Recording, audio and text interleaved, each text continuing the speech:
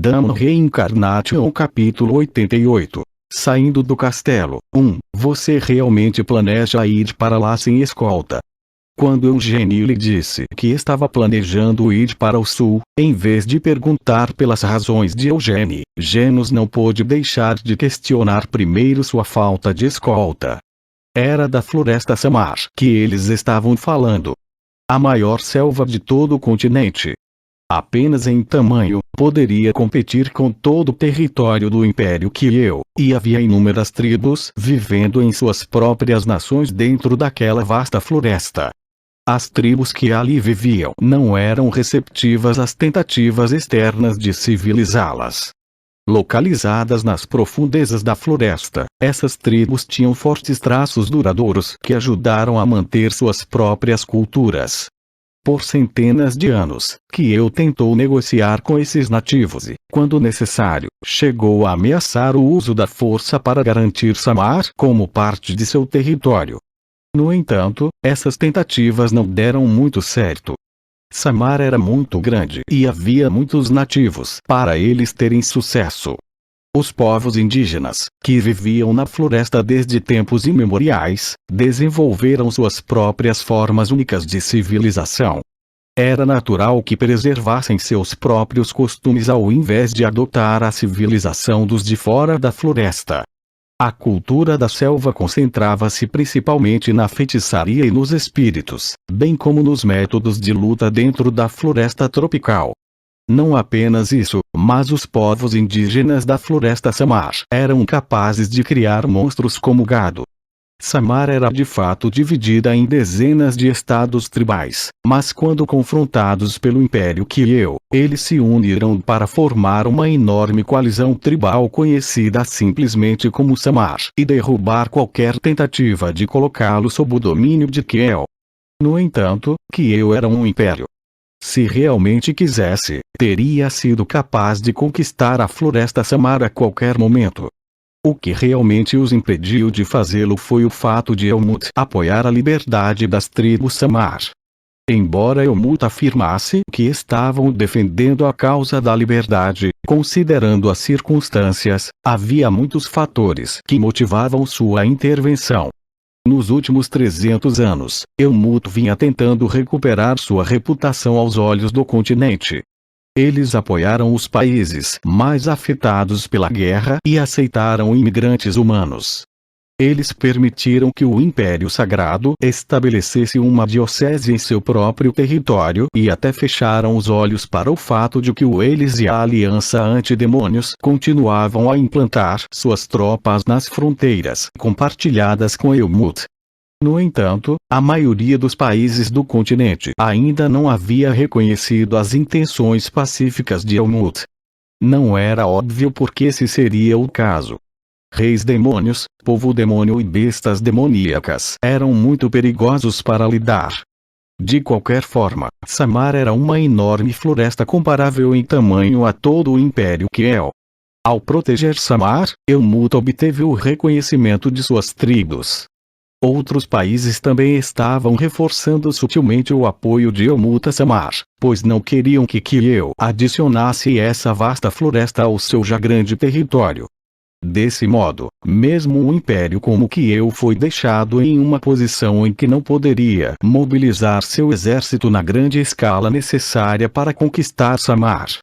Afinal, se tal mobilização ocorresse, Elmut certamente interviria. Aquele lugar é muito perigoso, insistiu Genos. Genos estava bem ciente de quão selvagens e perigosos os bárbaros da Floresta Samar podiam ser.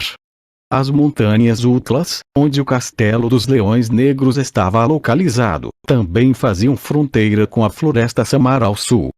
Embora tenham sido relativamente dóceis nos últimos tempos, os bárbaros de Samar historicamente fizeram várias tentativas de invadir Kieu atravessando as montanhas Utlas.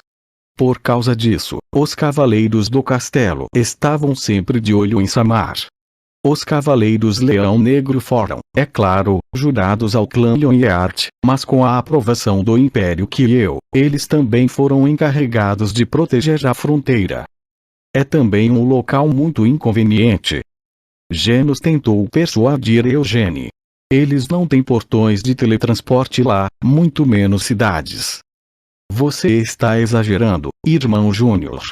As pessoas vivem lá, então por que não haveria cidades? Eugênio refutou. Mas não haverá cidades como as que você conhece, irmão Sênior.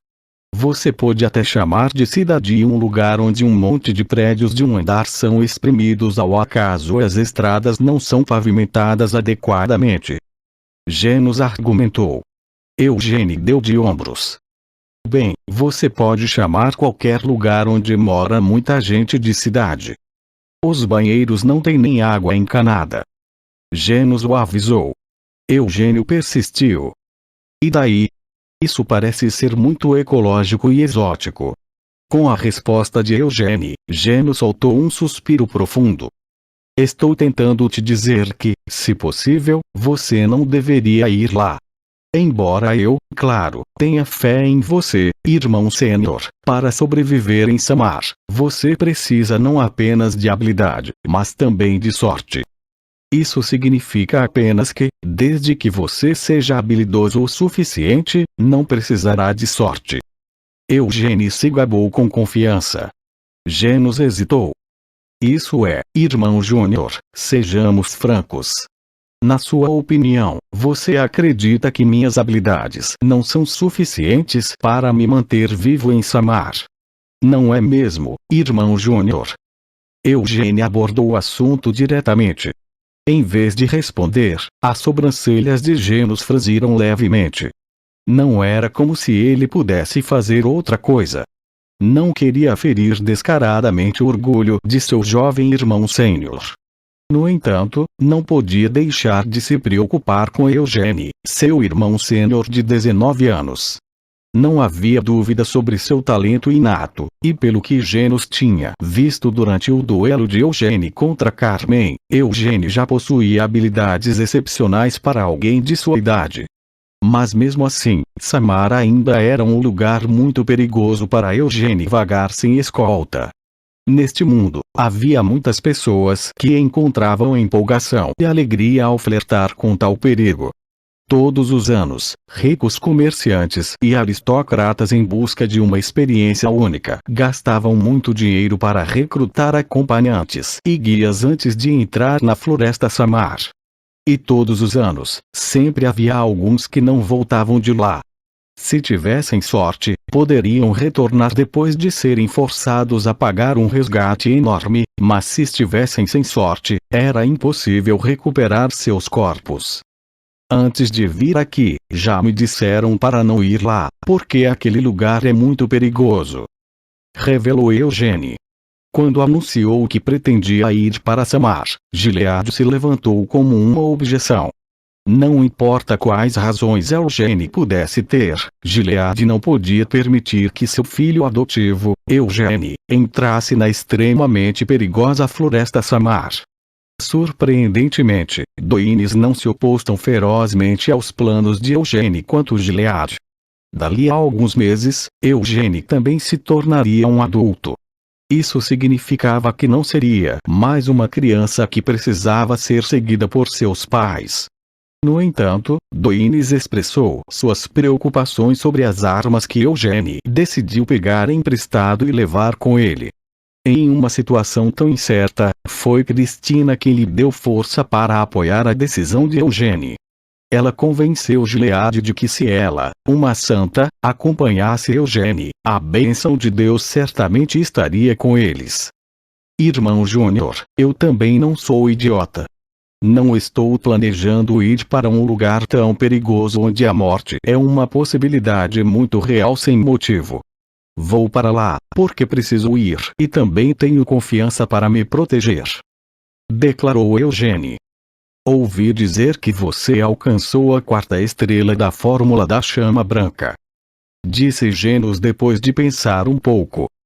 Embora eu não pratique a Fórmula da Chama Branca, estou bem ciente de que ninguém na história da família principal conseguiu alcançar a 4ª estrela da Fórmula da Chama Branca em uma idade como a sua, irmão Sênior.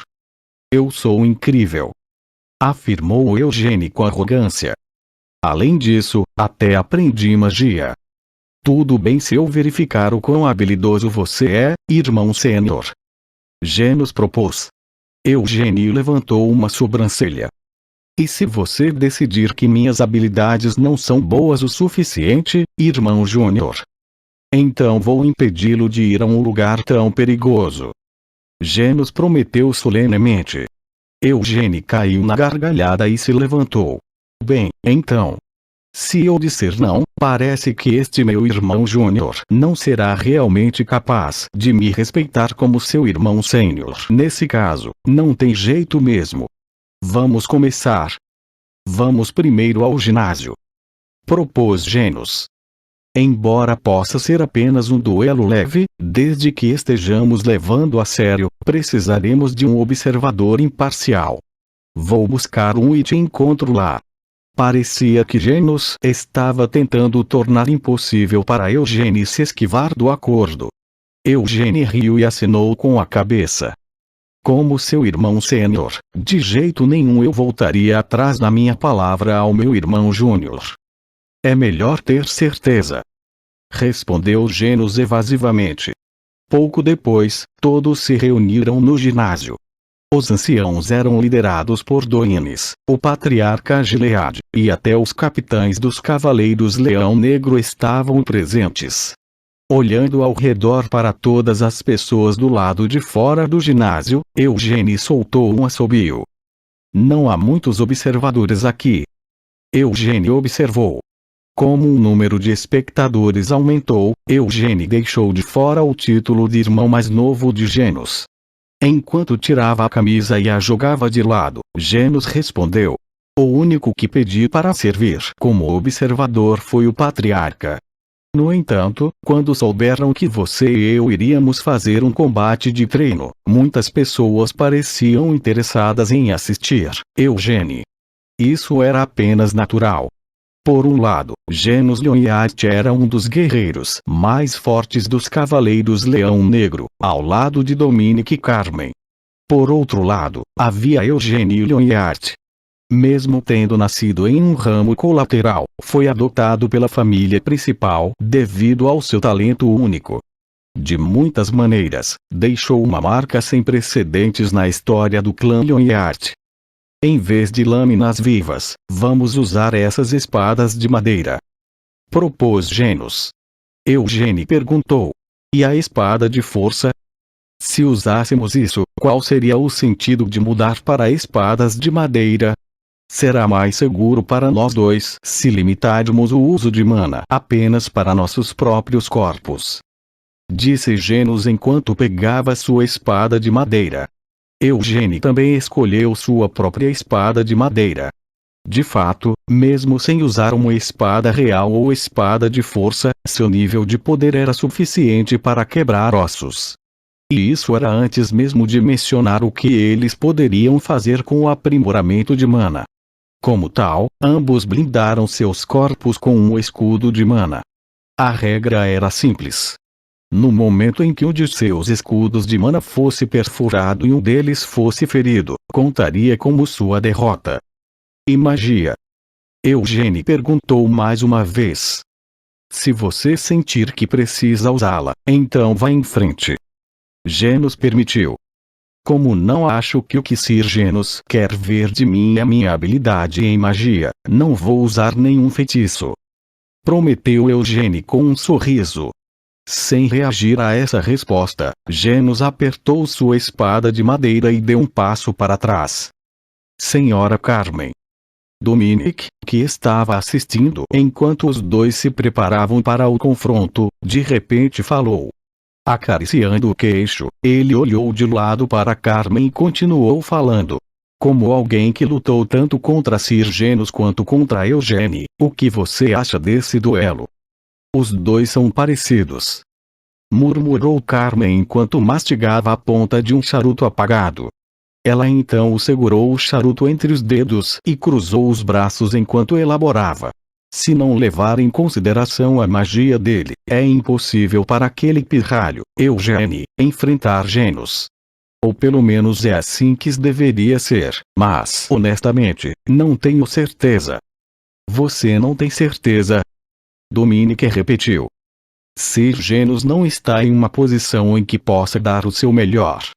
Esta é apenas uma batalha de treinamento, então ele não pode arriscar matar ou incapacitar seu oponente, especialmente quando esse oponente é um herdeiro da família principal.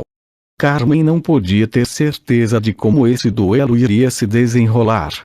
Era porque ela tinha uma sensação estranha, difícil de explicar. Uma técnica de defesa que era capaz de desviar todos os ataques.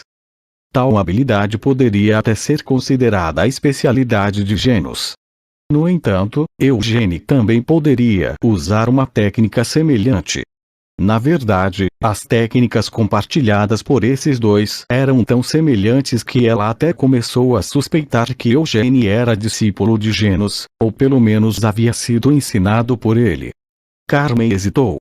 No entanto, em termos de finesse, parecia absurdo, mas, tendo enfrentado pessoalmente ambas as técnicas, ela sentiu que a sutileza de Eugênio na execução da técnica estava muito acima da de Genos. Quando enfrentou Eugênio, Carmen não usou todo o seu poder. No entanto, os ataques que lançou nele eram poderosos e pesados o suficiente para que fosse impossível para um pirralho de 19 anos lidar com eles. Afinal, ela havia ajudado a derrotá-lo em 1 minuto. No entanto, muito menos 1 minuto, ela não foi capaz de derrotá-lo, mesmo depois de 3 minutos. Não, ela nem foi capaz de realmente pressioná-lo, mesmo que Carmen não estivesse pegando leve com ele. Eugênio mostrou níveis absurdamente altos de controle de mana, e foi capaz de desviar todos os ataques dela. Sua técnica superou até mesmo a de Genos. Venha, então. Genos concedeu o primeiro golpe. Eugênio podia ser seu superior distante, mas tal generosidade ainda era justificada. Eugênio sorriu e assumiu sua posição. Isso é muito bom para mim. Eu queria dar uma boa olhada nele em relação ao maldito estilo Amel que o Vermouth, aquele filho da puta, havia resolvido ensinar a seus descendentes. Eugênio também se familiarizou com ele depois de ler as notas que Genos havia escrito. Mas mesmo que não o tivesse lido, Eugênio não podia deixar de estar familiarizado com ele. Todos os 10 movimentos do estilo Amel foram baseados em técnicas que foram usadas por Amel, afinal. Embora isso fosse apenas em sua infância imatura. Eugênio julgou. Em termos de técnica, sou superior. Eu desmontei o estilo Amel e o corrigi para ele, mas Genos provavelmente não será capaz de adaptar as técnicas que ele pratica há décadas tão rapidamente, e mesmo que Genos conseguisse adaptá-las, ainda não seria um grande problema. Afinal, o estilo Amel ainda não era baseado no que Eugênio havia criado como Amel. Em outras palavras, em circunstâncias normais, era impossível para Eugênio perder essa batalha de treinamento. Não havia como Genos não estar ciente desse fato. Mesmo assim, ainda havia proposto esse duelo, porque queria confirmar as habilidades de Eugênio além dessas técnicas. Além disso, se Genos era capaz de derrotar Eugênio mesmo usando as mesmas técnicas, então, sem o conhecimento do público, o direito de Eugênio de continuar agindo de forma superior a Genos também estava em jogo. Você está distraído, irmão Júnior. Eugênio repreendeu Genos silenciosamente enquanto segurava sua espada de madeira bem na frente dele. Para começar, tudo bem. Vamos usar o estilo Amel, segundo Move. Calma, cacete. Porque estou usando esse nome de merda agora também. A expressão de Eugênio se transformou em uma carranca quando ele empurrou o chão com um pé. O segundo movimento era chamado de 1000 palmas de trovão. Embora tivesse 1000 em seu nome, na verdade era apenas golpear sua espada dezenas de vezes em uma enxurrada rápida. Se você adicionasse espada de força em cima disso, mesmo que não chegasse a 1000, poderia pelo menos fazer parecer que havia centenas de golpes. 1000 palmas de trovão. Genos reconheceu, seus olhos se abrindo amplamente. Embora Eugênio não tivesse gritado o nome de seu ataque, não havia como Genos não ser capaz de reconhecer essa técnica. Não, é diferente, Genos percebeu. Não são as mesmas 1000 palmas de trovão que conheço. O que estava no manual secreto de Cyrano era uma versão melhorada. As genuínas 1000 palmas de trovão. Como seu irmão sênior juvenil, Genos estava levando Eugênio um pouco de ânimo leve. Ele era forçado a chamar Eugênio de seu irmão sênior devido às regras de hierarquia, mas Genos ainda pensava que era esmagadoramente superior a Eugênio em termos de habilidade pura. No entanto, depois de ver as genuínas 1000 palmas de trovão sendo usadas por Eugênio, Genos não podia mais continuar acreditando que sua própria habilidade era tão massivamente superior. Atualmente, o que Eugênio estava exibindo era a versão perfeitamente recriada das verdadeiras 1000 palmas de trovão. Mesmo sem misturar a espada de força, a ponta da espada de madeira parecia ter se dividido em dezenas de cópias, todas golpeando juntas. Isso era o quão perfeitamente cada um dos diferentes golpes de espada foi tecido junto. Genos imediatamente puxou sua espada de madeira para trás. Estilo Amel, terceiro movimento, contra-ataque de relâmpago. Crack! A espada de madeira de Genos se transformou em um raio. O relâmpago perfurou o centro da rajada de golpes de espada. Clac! Ambas as espadas de madeira foram jogadas para trás. Seu ataque falhou. O contra-ataque de relâmpago era um contra-ataque destinado a perfurar o ataque de um oponente. No entanto, sem qualquer hesitação, Genos imediatamente recuperou sua espada. Os relâmpagos do estilo Amel nunca param, lembrou Genos a si mesmo. Ele usou a mana que circulava dentro dele para regular seu corpo. O braço que havia sido empurrado para trás pelo recuo foi movido à força de volta ao lugar pelo fluxo de sua mana. O objetivo final do estilo Amel era poder controlar completamente todos os movimentos do corpo apenas com mana. Isso permitiria que o praticante se tornasse ainda mais rápido e mais forte. Também permitiria que atacasse continuamente, qualquer que fosse sua situação ou condição. As 1000 palmas de trovão de Genos explodiram em direção a Eugênio. Os olhos de Eugênio foram capazes de alcançar cada uma das dezenas de golpes de espada. Como esperado, a técnica de Genos ainda era exatamente como o que ele havia escrito nas notas que deu a Eugênio. Em outras palavras, sua técnica era inferior para os padrões de Eugênio, mas a habilidade e experiência de Genos ainda podiam compensar a inferioridade técnica. Dito isto, Eugênio ainda podia ver através dele. Podia ver tudo. O corpo de Eugênio escorregou para trás, um momento antes das estocadas da espada apunhalarem o ar na frente dele. O contra-ataque de relâmpagos deve ser usado sem aviso prévio, pensou Eugênio naquele instante. Calma, porra, não é contra-ataque de relâmpagos, maldito filho da puta, Vermouth, os nomes que ele inventou continuam aparecendo na minha cabeça. O relâmpago disparou. O contra-ataque de Eugênio foi mais suave e sutil que o de Genos. Genos percebeu que era impossível aparar esse ataque que já havia perfurado seu peito. Então este é o verdadeiro contra-ataque de relâmpagos. Genos teve tempo para refletir. Em vez de tentar derrubar o ataque, Genos julgou que a melhor maneira de lidar com isso era recuar. De fato, isso permitiu que escapasse por pouco do ataque, e então a espada de madeira de Genos se agitou. Estilo Amel, quarto movimento, Fúria Azura. Este estonteante golpe de espada, que Moron descreveu como exatamente como um azurá, varreu o ar.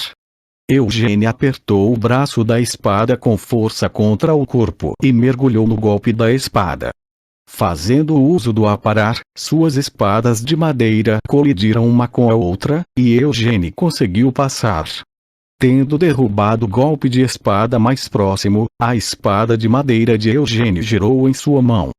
A espada que estava segurando agora em um punho invertido cavou um sulco no chão enquanto subia. Explosão do dragão! Eugênio gritou internamente.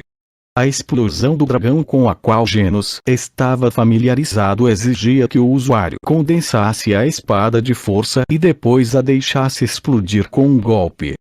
Embora não pudessem usar a espada de força em sua batalha atual, a forma desse ataque era definitivamente a explosão do dragão. A técnica que Genos escolheu para enfrentar esse ataque foi o fim da linha.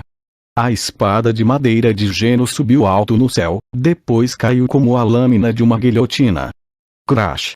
Era impossível acreditar que tal som pudesse ter vindo de duas espadas de madeira colidindo. Quando a mana cobrindo seus corpos colidiu por chegar tão perto, o chão tremeu com a força dela. Com esta visão, os rostos de seus espectadores ficaram cobertos de espanto. Não importava quantas cartas Genos estivesse segurando em sua manga, Eugênio, de 19 anos, ainda era capaz de combatê-lo em uma batalha equilibrada. Aquele maldito monstruoso! Cian pensou enquanto seu queixo caía. Quando soube que Eugênio ia treinar com Genos, Cian esperava que Eugênio sofresse uma surra. Ele tinha vindo ali, porque queria ver tal visão pessoalmente, com seus próprios olhos, mas o que diabos estava acontecendo? Se fosse eu já teria caído, admitiu Cian. Isso é um absurdo. Ele não está sendo empurrado para trás nem um pouco, apesar de lutar contra um capitão dos Cavaleiros Leão Negro. Sua garganta parecia ter secado e as pontas dos dedos se contraíam esporadicamente. Cian sentiu o desejo de pegar imediatamente uma espada de madeira e pular para a luta junto com eles. Claro que sabia que não seria capaz de aguentar nem por um momento e só acabaria desmoronando no chão gemendo lamentavelmente, mas parecia que ainda seria capaz de obter algo fazendo isso. Cian admitiu dolorosamente: eu sou fraco. De muitas maneiras, me falta muito ainda. Mas e daí? Esquecendo até mesmo de piscar durante tudo isso, Cian assistiu avidamente ao duelo. Embora não fosse capaz de lutar ao lado deles, concentrando-se em assistir aquilo do lado daquele jeito, as técnicas de Eugênio e Genos estavam sendo lentamente absorvidas pela cabeça de Cian. Não posso romper, percebeu Genos, sentindo uma admiração que superou sua leve surpresa. Era impossível para ele dominar Eugênio, mesmo com a força que Genos estava mantendo em reserva. Muito menos sobrecarregar Eugênio. Genos sentiu como se estivesse sendo lentamente empurrado para trás. As coisas que realmente o estavam afetando eram o aparar de mana e o contra-ataque de relâmpago de Eugênio. Em um estado como esse, onde era forçado a se abster de usar toda a sua mana, Genos não tinha a confiança de que poderia exibir suas técnicas adequadamente do jeito que Eugênio estava fazendo. Esta era a prova do controle de mana superior de Eugênio. Estilo Amel, sexto movimento, Ciclone. A rotação adicionada ao golpe de espada de Eugênio torceu o caminho da espada de Genos, então imediatamente fluiu para o movimento de uma fúria azura. Genos estava lentamente sendo empurrado para trás pouco a pouco, mesmo enquanto continuava procurando uma chance de um contra-ataque de relâmpago. Quando finalmente foi capaz de enviar um relâmpago, no entanto, o relâmpago que o atirou de volta foi mais rápido que o de Genos. Crack! Embora Genos imediatamente tenha torcido seu corpo para fora do caminho, a espada de madeira de Eugênio conseguiu passar levemente pelo ombro de Genos. Incrível! Genos engasgou quando deu alguns passos para trás e balançou a cabeça. Seu escudo de mana ainda não havia sido perfurado, mas Genos aceitou que não havia sentido em continuar esse duelo. Ter que admitir uma derrota assim na frente de tantas pessoas deveria ser humilhante, tanto como cavaleiro quanto como alguém da geração mais velha. No entanto, Genos não sentiu nenhuma pitada de vergonha em admitir sua derrota. Em vez disso, realmente admirava e respeitava Eugênio ainda mais por isso. Geno sentiu que respeitar Eugênio era o mesmo que respeitar Amel, a quem Genos reconhecia como seu grande mestre. Eugênio era o irmão sênior de Genos, bem como o verdadeiro sucessor do estilo Amel. Genos declarou: "Perdi. Você realmente é incrível."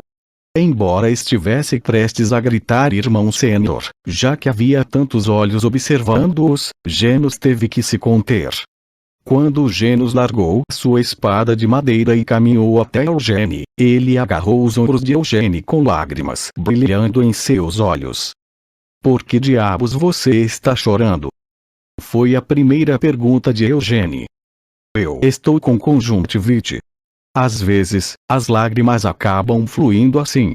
Enquanto Genos olhava para o céu para evitar que suas lágrimas fluíssem, ele abraçou Eugênio com força. Esse foi um comportamento bastante constrangedor, mas vendo como as lágrimas de Genos eram de pura emoção, Eugênio simplesmente não conseguia afastá-lo. "Isso é ótimo." Carmen suspirou, enquanto admirava o abraço emocionado dos dois homens, bem como o cavalheirismo de Genos em estar disposto a admitir que seu júnior muito mais novo o havia derrotado. Ela colocou o charuto que estava segurando nas mãos de volta na boca, depois tirou as luvas de couro e começou a bater palmas. Clap, clap, clap, clap, clap, clap. Assim que Carmen começou a bater palmas, todos os outros que estavam assistindo começaram a bater palmas também. Mesmo Cian, que tinha os olhos bem abertos enquanto observava o duelo, bateu palmas vigorosamente quando sentiu uma emoção ardente em seu peito. "Eugênio, você pode ser um filho adotivo, mas certamente se tornará orgulho de todo o clã Lyonheart", pensou Gilead com admiração por Eugênio. Quando Eugênio disse que queria ir para Samar, Gilead sentiu que definitivamente não podia permitir que o garoto fosse para lá. Foi por isso que, uma vez que soube que Eugênio iria duelar contra Genos com esta viagem em jogo, Gilead estava disposto a vir até ali e agir como um observador. Em seu coração, esperava a derrota de Eugênio. Se necessário, Gilead estava preparado para intervir no meio do caminho e anunciar a derrota de Eugênio o mais rápido possível. Estava determinado a proteger seu filho de ir a um lugar tão perigoso, mesmo que isso significasse recorrer a tais medidas. Mas não foi capaz de fazer isso. Não houve nenhuma chance para ele fazer isso. Embora já tivesse visto um pouco disso durante a luta de Eugênio contra Carmen, desta vez ele foi capaz de avaliar adequadamente o quanto a habilidade de Eugênio havia crescido ao longo dos anos. Agora, Eugênio não era mais um jovem leão que precisava ser abrigado em seu abraço e protegido. Ele era um leão maduro que não enfrentaria nenhum problema, mesmo que deixasse o orgulho para se tornar independente. De fato, eu não estava enganado sobre ele. Gion também se sentiu profundamente comovido. Desde quando se conheceram na propriedade principal, Gion havia lutado contra Eugênio várias vezes ao longo dos anos. Embora também tenha ensinado esgrima para Cian e Ciel, não foi capaz de ensinar nada a Eugênio. A criança já sabia fazer tudo antes mesmo de Gion começar a ensiná-lo. Não era só isso. Sempre que faziam esse tipo de combate de treino, Gion nunca sentiu como se estivesse em vantagem sobre Eugênio. Ele agora não podia deixar de admitir que não era apenas um sentimento, era um fato. Aquele garoto nasceu com um instinto inacreditável para a batalha. Ele podia fazer julgamentos precisos, não importava a situação, e seu corpo reagia imediatamente. Tenho um mau pressentimento sobre isso, Ciel pensou emburrada. Embora estivesse batendo palmas, seus olhos estavam olhando para outro lugar além de Eugênio. Especificamente, ela estava olhando para Cristina Rogeres, que estava olhando fixamente para Eugênio com as mãos cruzadas na frente do peito em vez de aplaudir. Aqueles olhos pareciam conter uma emoção que era completamente diferente de admiração ou espanto por Eugênio, embora Ciel não conseguisse descobrir o que era esse sentimento. Como tal, Ciel não pôde deixar de não gostar de Cristina.